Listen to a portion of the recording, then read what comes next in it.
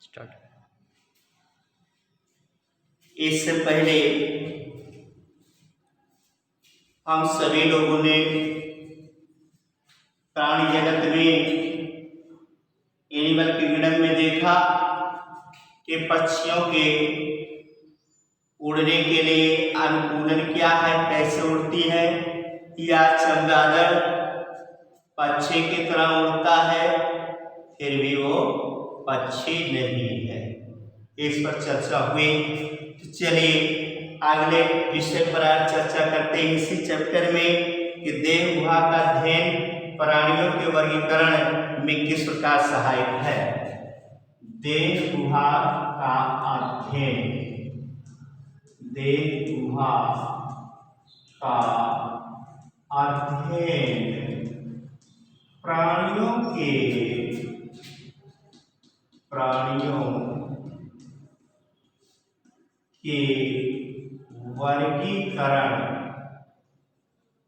वर्गीकरण में किस प्रकार सहायक है,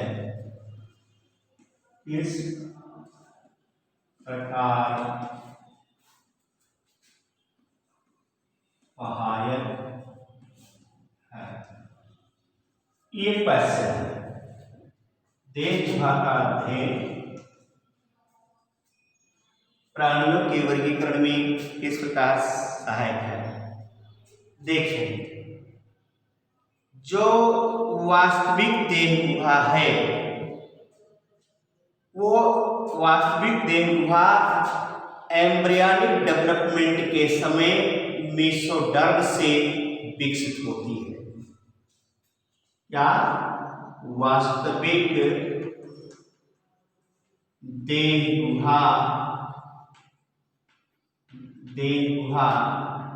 किससे विकसित होती है? एम्ब्रियोनिक डेवलपमेंट के समय मेसोडर्म से विकसित होती है। कब? एम्ब्रियोनिक डेवलपमेंट के समय।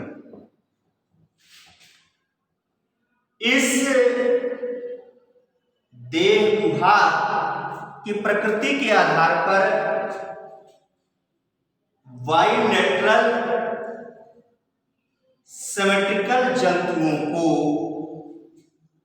निम्न प्रकार से वर्गीकृत किया जा सकता है। पहला, एसिलोमेट,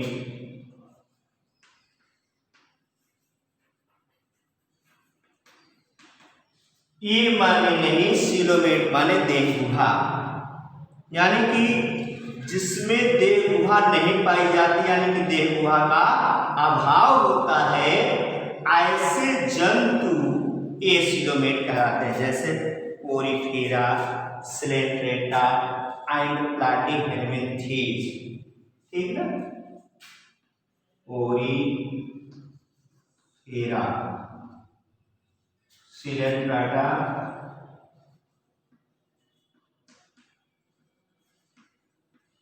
प्लैटीहेल्मिन्थेस।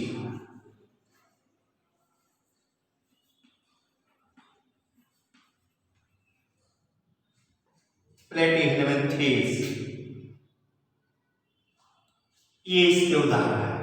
शब्द से ये सिलोमेट का जो है, ये माने नहीं, सिलोमेट मतलब देह गुहा, जिसमें देह गुहा ना। तो कौन से जंतु कहलाते हैं? एसिलोमेट।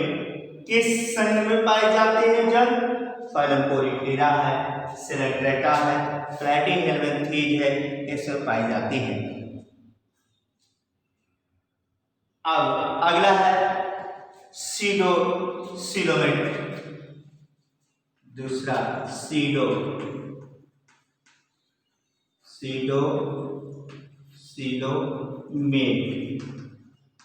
एक बात जान लीजिए, जहां पर सीडो शब्द लगा हो वहां पर आप समझ लीजिए सीडो माने मिथ्या होता, झूठा होता है ना, झूठा।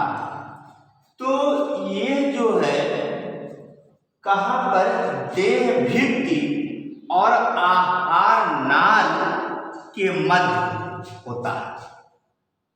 देह भित्ति और आहार नाल के मध्य होता है। कहाँ पर? देह भित्ति एवं आहार नाल के मध्य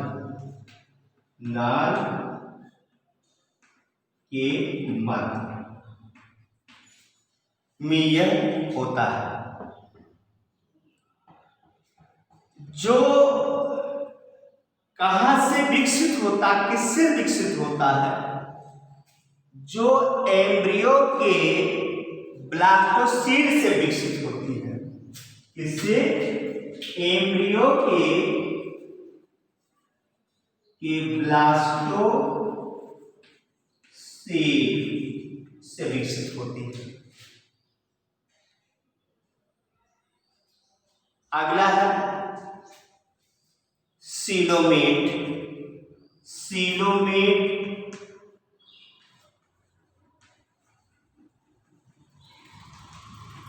सीलोमेट मतलब देह गुहा युक्त, यानी कि जिन जंतुओं में वास्तविक देह गुहा पाई जाती है, जिन जंतुओं में वास्तविक देह गुहा पाई जाती है उसे सीलोमेट कहा जाता है।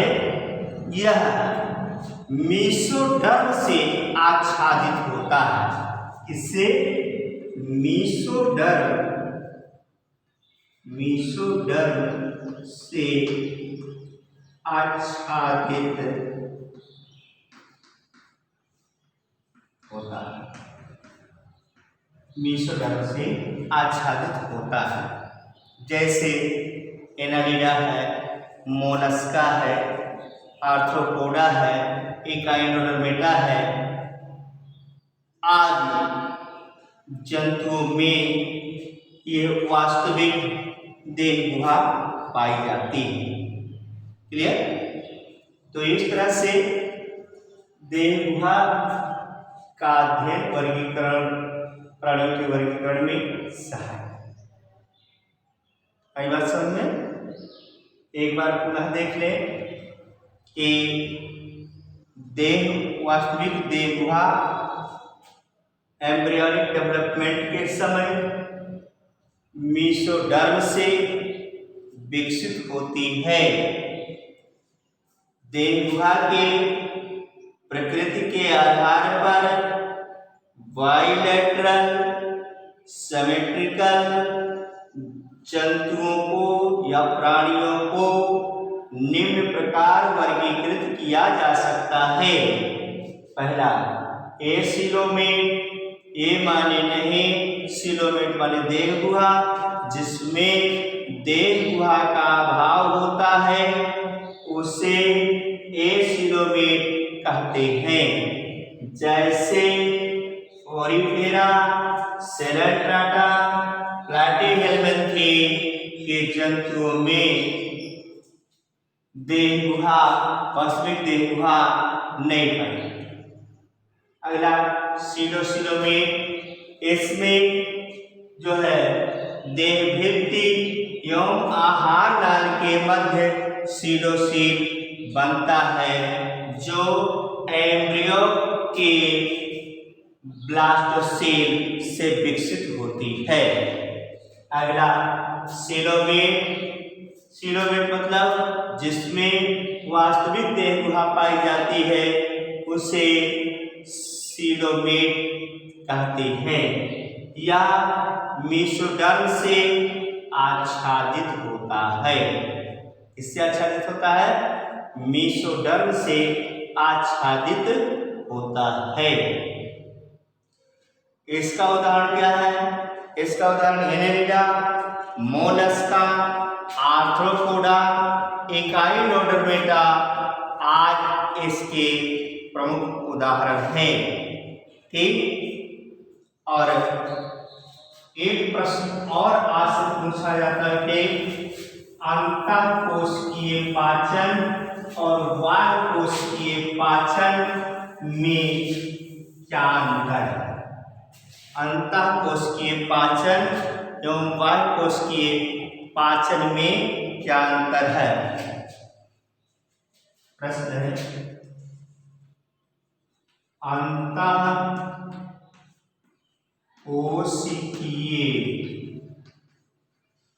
पाचन एवं बाह्य कोशिकीय पाचन में क्या अंतर है? Differences between intracellular digestion and extracellular digestion.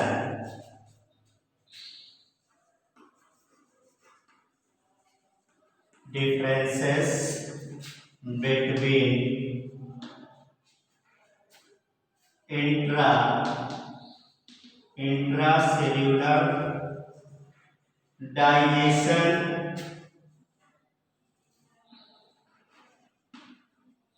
and extracellular digestion.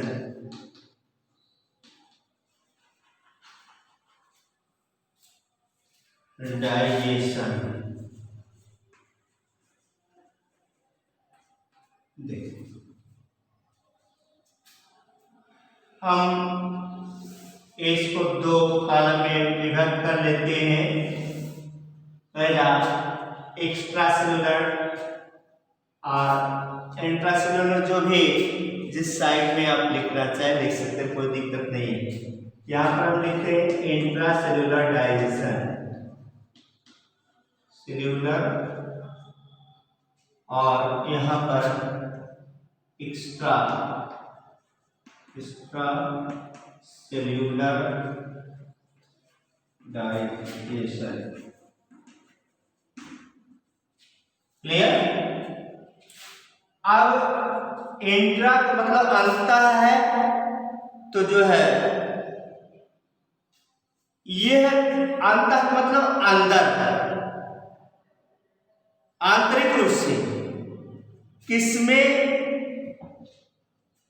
ये जो है इंट्रासेल्यूलर डाइजेशन पाया जाता है? वो है phylum Porifera and phylum protozoa के जंतुओं में अंतःकोशिकीय पाचन पाया जाता है। इसमें phylum protozoa and phylum Porifera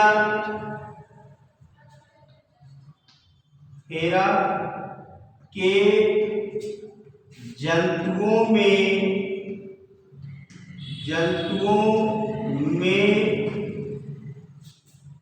intracellular digestion पाया जाता है। ठीक? और एक्स्ट्रासेल्युलर डाइजेशन का मतलब कि अन्य सभी फाइला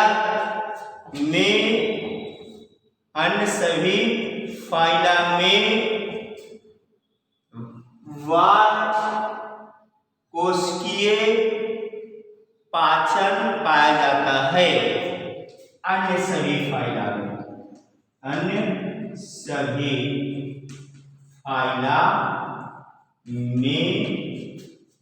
एक्स्ट्रासेल्युलर डाइजेशन पाया जाता है। फिर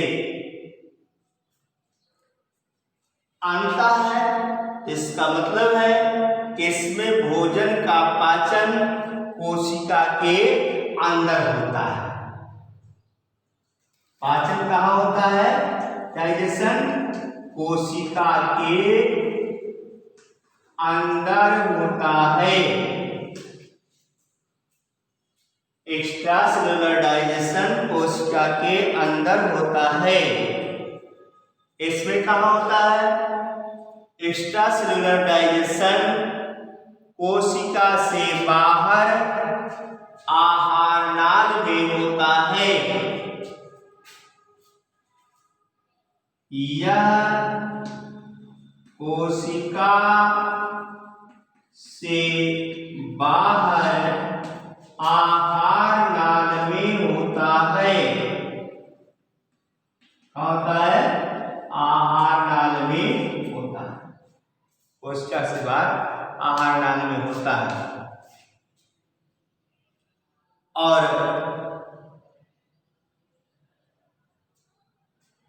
जो आदिम जंतुओं का जो उदाहरण है, उसमें जो पाचन है वो फूड बाइट्यूल में, खाद्य धानी में लाइसोसोम एंजाइम से होता है। इसमें फूड बाइट्यूल, खाद्य धानी, फूड बाइट्यूल में लाइसोसोम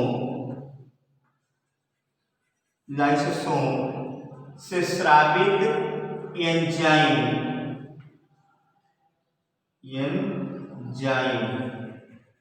द्वारा होता है। इसमें पाचन जो होता है वो विशिष्टीकृत आहार नाल के विशिष्टीकृत कक्षों में यह बाह्यकोशिकीय पाचन होता है। आई बात समझ में? तो इस तरह से हम इसके अंतर को भी दिखा सकते हैं।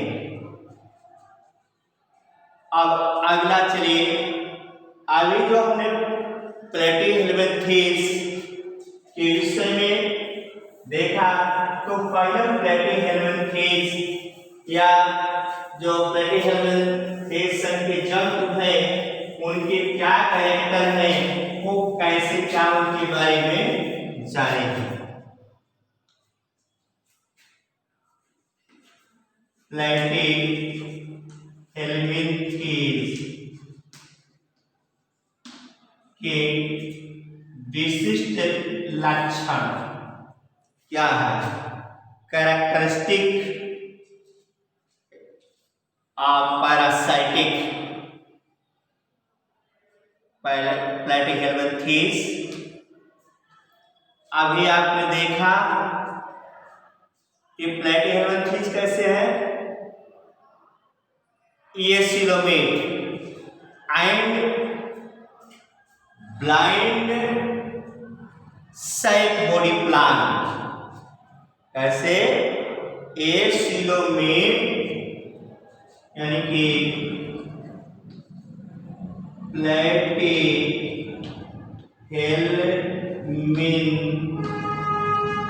प्लेटिहेल्मिन्थेस कैसे है? Acoelomate and blind sac body plan and blind sac body plan वाले जंतु है। ब्लाइंड सैक बॉडी वाले जंतु हैं। इसमें बाइलेटरल सिमेट्री प्रदर्शित करने की क्षमता होती है, या ये बाइलेटरल सिमेट्री प्रदर्शित करते हैं। इनके प्रमुख लक्षण निम्नलिखित हैं। एक कौन सा है? कि यह अपने शारीरिक भित्ति के माध्यम से होस्ट यानी पोषक से पोषक पदार्थों को प्राप्त करते हैं। होस्ट से पोषक पदार्थों को प्राप्त करते हैं। इसमें चूसकांग और सकर्स पाए जाते हैं, जिनकी सहायता से ये अपने पोषक के शरीर से पोषक पदार्थों को ग्रहण करते हैं। क्लियर। अगला, ये एनाएरोबिक रिस्पायरेशन।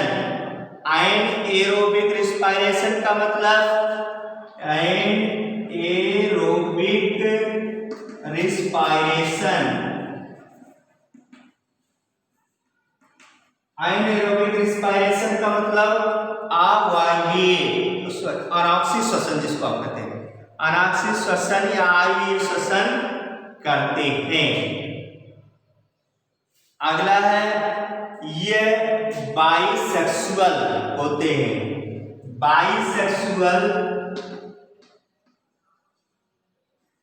बाइसेक्सुअल को हिंदी में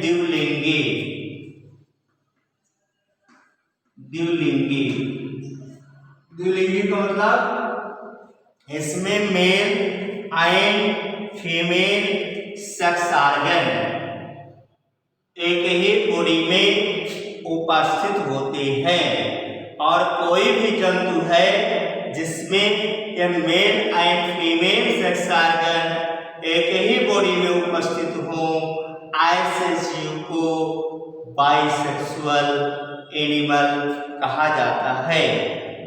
हो गया। कभी कभार आपसे प्रश्न ये भी कर लिया जाता है कि आप अपने शरीर पर पाए जाने वाले कुछ परजीवी जंतुओं के नाम बताइए। परजीवी को तो समझते हैं ना, जो आपके शरीर से पोषण प्राप्त करें। जैसे आप देखो, कुछ लोग ऐसे हैं कि हमेशा अपने सिर को ऐसे ऐसे करते रहते, निकाल के ऐसे।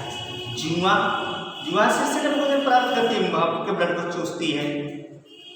खटमल है, उसके बाद एस्कैरिस है, फीताक्रिम है, लेवर फ्लूक है।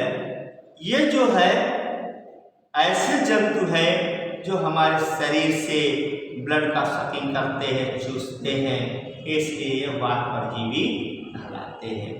धन्यवाद। आप लोग पढ़ें, नोट्स बनाएं।